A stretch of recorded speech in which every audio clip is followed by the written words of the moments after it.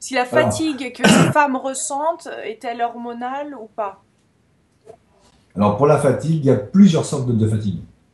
La fatigue une des fatigues les plus courantes, vers 50 ans, c'est quand même la thyroïde. La thyroïde, c'est une fatigue du matin. C'est très caractéristique. Vous avez du mal à vous lever. Vous avez du mal à démarrer votre journée, à sortir du lit. Il faut vous forcer pour aller commencer à prendre votre petit déjeuner, etc. Ouais. Mais c'est une fatigue qui va progressivement disparaître dans la journée et vous allez être beaucoup mieux le soir. Et en fin de soirée, vous êtes vraiment bien et des fois, vous avez même du mal à vous endormir. C'est paradoxal. Mhm. Parce qu'en fait, comme votre thyroïde ne marche pas, vous n'avez pas d'hormones le matin. Normalement, on a beaucoup d'hormones thyroïdiennes pour se lever, pour faire sa journée. Mais comme vous n'avez pas d'hormones thyroïdiennes, vous allez sécréter beaucoup plus de catécholamine, adrénaline et noradrénaline. Ce qui fait qu'en fin de journée, vous allez être énervé. Vous allez être tonique, mais faussement tonique, puisque c'est des mauvais produits qui sont dans votre sang. Et là, Mhm. vous aurez du mal à dormir. Vous aurez tellement d'adrénaline dans votre corps que vous aurez, paradoxalement, vous êtes crevé et en même temps énervé. Et d'ailleurs, les gens, ils le disent très bien, on est fatigué et énervé en même temps. Ça, c'est la thyroïde.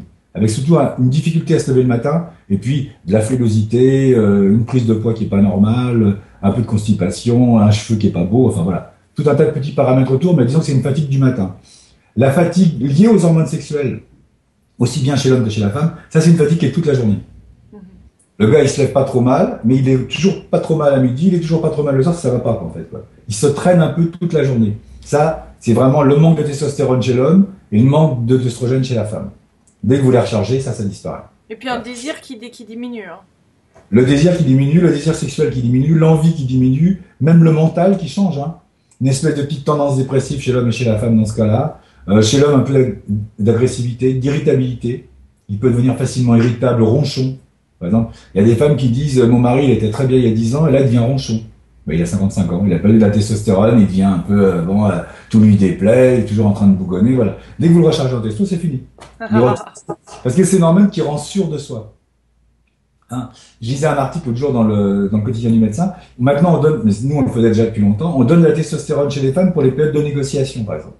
C'est une hormone qui rend sûr. Donc vous négociez beaucoup mieux. Et chez l'homme, c'est pareil, évidemment. Hein. Un homme qui a beaucoup de testo, il est sûr de lui, donc il est pas ronchon. Il va se décider, il va dire oui, je fais ça, non, je le fais pas, voilà. Donc la vie est plus simple, en fait, quand on a des bons taux d'hormones. Donc ça, c'est la fatigue des hormones sexuelles, c'est toute la journée. Mhm. La fatigue de l'hormone de croissance, c'est très spécial. C'est les gens qui ne peuvent pas veiller après minuit. Par exemple, quand il arrive, ces gens-là, à 10h, 11h du soir, il faut qu'ils aillent se coucher. Ils tiennent pas. Ils me disent, moi, je tiens pas, je peux pas tenir une soirée, c'est pas possible. Donc là, c'est piquage du nez devant la télé Voilà, ou même un voilà. repas. Enfin là, on peut vraiment plus tenir. C'est pas juste Voilà. les yeux qui piquent, hein. Non, non, on a vraiment envie de dormir à 19h du soir. Et par exemple, quand vous êtes adolescent, vous avez des taux d'hormones de croissance énormes, ben, vous pouvez faire une nuit entière. Hein. Mm. Vous avez 18 ans ou 20 ans, vous vous couchez à 5h du matin, vous reprenez un café, vous faites votre journée. Pourquoi? Parce que vous avez beaucoup d'hormones de croissance. Donc là, vous ne sentez pas, la fatigue, elle est gommée, quoi.